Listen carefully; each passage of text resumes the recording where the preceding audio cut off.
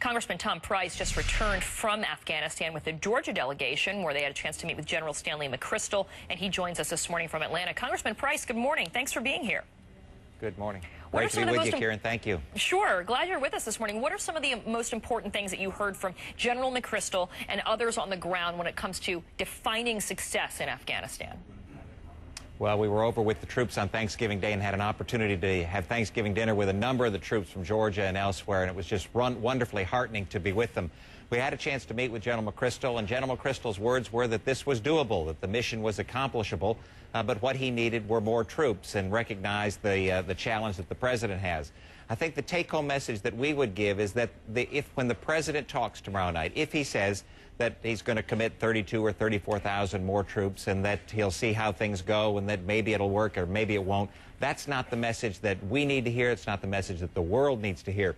What the world needs to hear is that he's going to commit the number of troops necessary, and he's going to accomplish the task, accomplish the mission of keeping the American people safe. That's the most important thing. And well, the president has spoken about that, and he has said that that it is very important to defeat the Taliban and al-Qaeda, to send a message to the world that it's the war that we need to fight. That's been his argument since the campaign trail.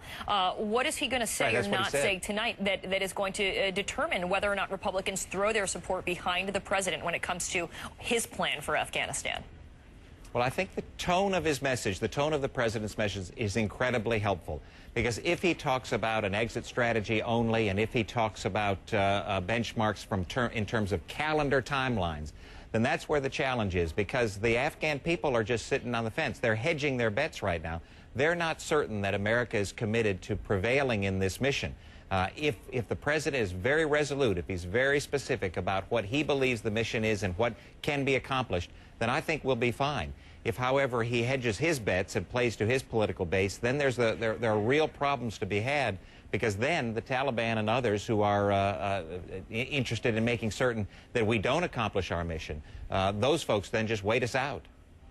So the bottom line, though, is that the president's going to announce tomorrow, according to our reporting, that he's going to add an additional 35,000 troops. It's almost as much as General McChrystal wanted, and he's going to let the general get what he wants and win this war. The Republicans are supporting the president, right? Well, if indeed, again, if that's what he says, then yes, absolutely. General McChrystal's message to us was very clear, and that is that the mission is accomplishable. And remember what the mission is. It's to degrade al-Qaeda forces, and it's to make certain that the American people are safe.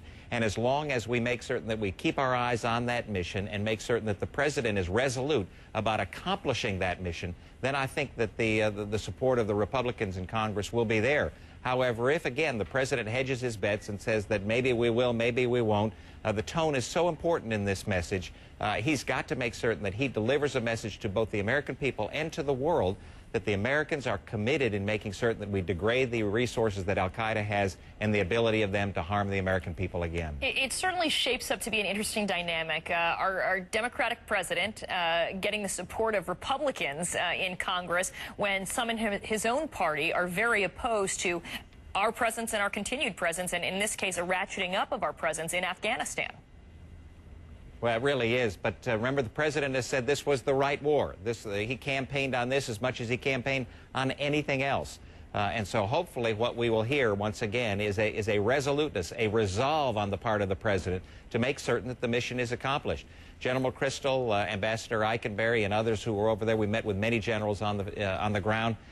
They are confident. They're confident, if given the appropriate resources, that they'll be able to accomplish the mission. And that's what we need to hear. That's what the American people need to hear, the importance of this strategy, the importance of this engagement. And again, the mission to be accomplished is the preservation of security for the American people. And as long as we stick to that mission, stick to that goal, then we'll be fine, and I think the American people will be appreciative. Well, you added your name to a letter to the president, basically criticizing him for taking as much time as he did to decide on a strategy. You know, critics will say, look, we've been in Afghanistan for 8 years. What's a couple more months to make sure we're getting the strategy correct? Well, a couple more months is important because at the end of August, General McChrystal submitted his report to the president. When we talked to the troops on the ground in Afghanistan just last week, what they said is that they didn't see the need for this 3-month delay. Now, in hindsight, it may have been the appropriate thing to do. However, the most important thing is to make certain that our troops are safe and that we accomplish our mission. The president took an extended period of time. General McChrystal described it as a thoughtful process. And that's important, yes. But the most important thing is to make certain that our troops are protected and that they're able to accomplish their mission. This delay, from my perspective and from many of us in Congress's perspective, was not absolutely necessary to be the length of time that it has been. However, if that's what is necessary, was needed to rally the support of those folks necessary in Washington and the American people for this challenge, then so be it. We don't want to look back, we want to look forward. But I think it's important that the president comes out and is very, very resolute and very strong in his message tomorrow night. Looking forward, are you supporting a war surtax that one of your fellow congressmen is going to put forward? People pay 1% to go toward fighting the war? No, I think that's as cynical as it is irresponsible. The fact of the matter is the protection of the American people is the #1 challenge, the #1 task for the United States Congress.